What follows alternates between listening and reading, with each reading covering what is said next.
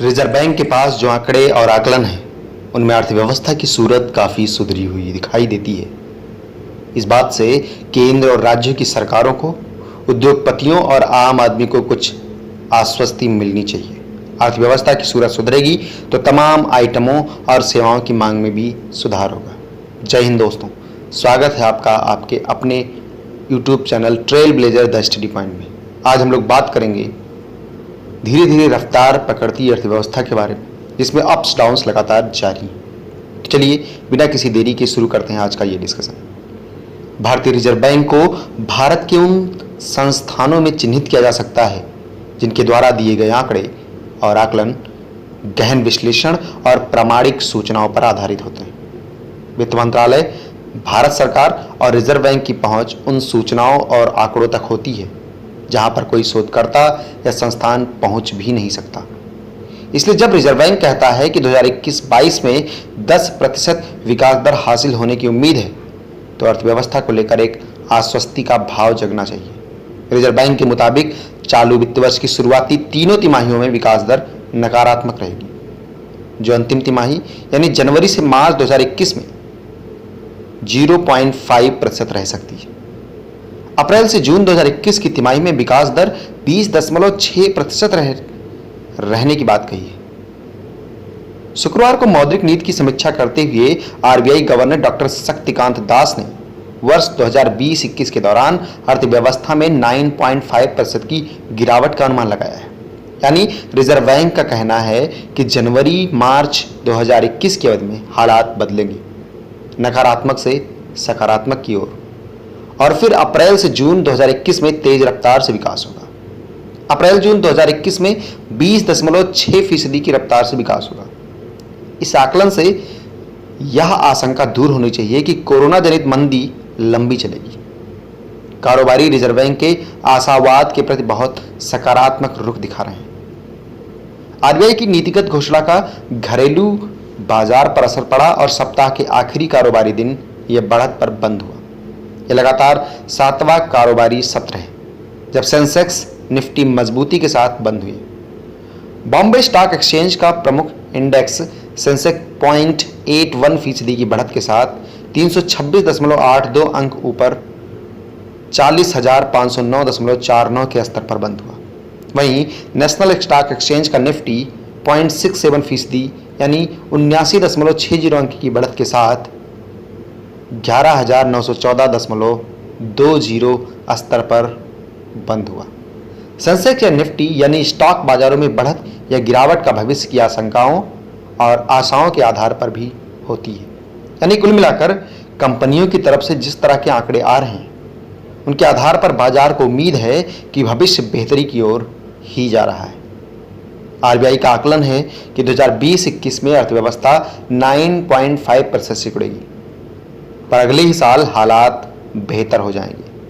Reserve bank ने हालिया मौद्रिक नीति में ब्याज दरों को कम करने वाले कोई कदम नहीं उठाए। गौर करने वाली बात है कि अगर reserve bank repo rate, reverse repo rate में कमी करता है तो रिजर्व बैंक का संकेत होता है कि बाजार में ब्याज दरों में कमी होनी चाहिए।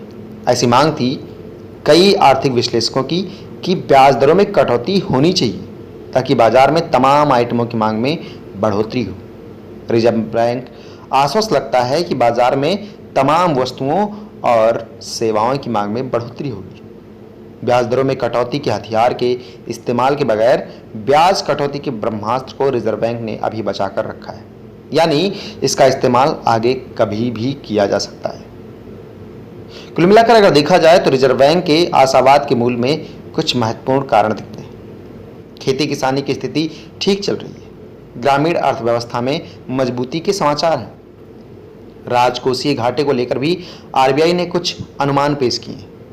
केंद्र और राज्य का संयुक्त राजकोषीय घाटे का स्तर चालू वित्त वर्ष में 12% और अगले वित्त वर्ष के दौरान 9% रहने का अनुमान लगाया गया है। अकेले केंद्र सरकार के राजकोषीय घाटे का स्तर इन 2 वर्षों के दौरान 7.5 और 5.5% रहने की बात कही गई है। कोरोना की महामारी से असाधारण परिस्थितियां पैदा हुई हैं। इन असाधारण परिस्थितियों ने निपटने के लिए असाधारण कदमों की आवश्यकता थी और हैं भी। इसलिए केंद्र सरकार और राज्य सरकारों को कुछ ज़्यादा खर्च करना पड़ा है। इसके चलते राजकोषीय घाटे में बढ़ोतरी आशंकित है। रिजर्व बैंक के आकलन के अनुसार केंद्र सरकार का राजकोषीय घाटा 2020-21 में सकल घरेलू उत्पाद का 7.5% रहेगा। असाधारण परिस्थितियों में घाटा असाधारण होना असाधारण बात नहीं है। महत्वपूर्ण यह है कि अब अर्थव्यवस्था पर फिर से नियंत्रण लाया जा रहा है और वो पटरी पर लौट रही है। इससे पहले केंद्रीय सांख्यिकी कार्यालय यानी CSO द्वारा जारी अनुमान के अनुसार पहली तिमाही में GDP में 23.9% की गिरावट आई है।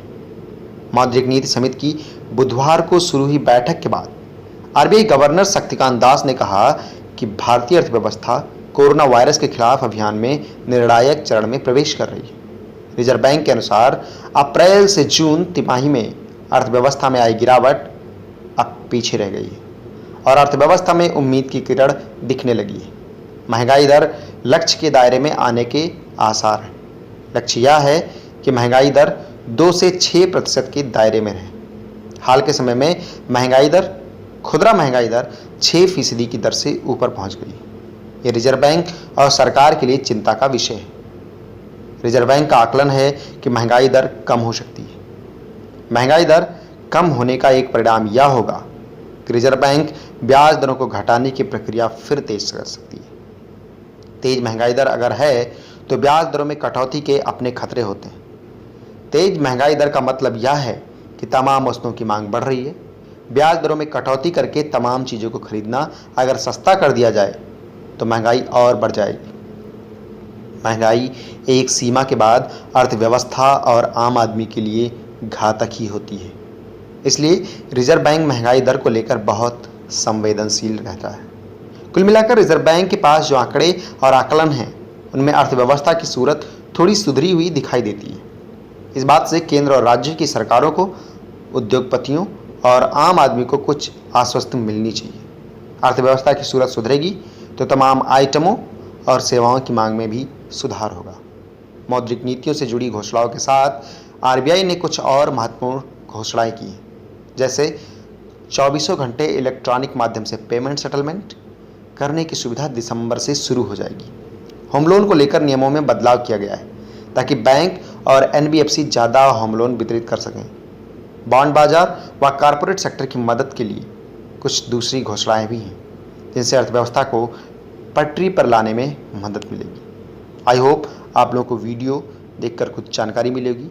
वीडियो अच्छा लगे तो इसे लाइक करें, शेयर करें और ज़्यादा से ज़्यादा लोगों तक इसे पहुंचाएं। जिन लोगों ने अब तक चैनल को सब्सक्राइब नहीं किया वो सब्सक्राइब भी कर लें, साथ ही बेल आइकन को जरूर प्रेस कर दें जिससे आने वाली वीडियोज़ की नोटिफिकेशन आप तक पहुँचती रहे। Thank you, thanks for watching. जय हिंद।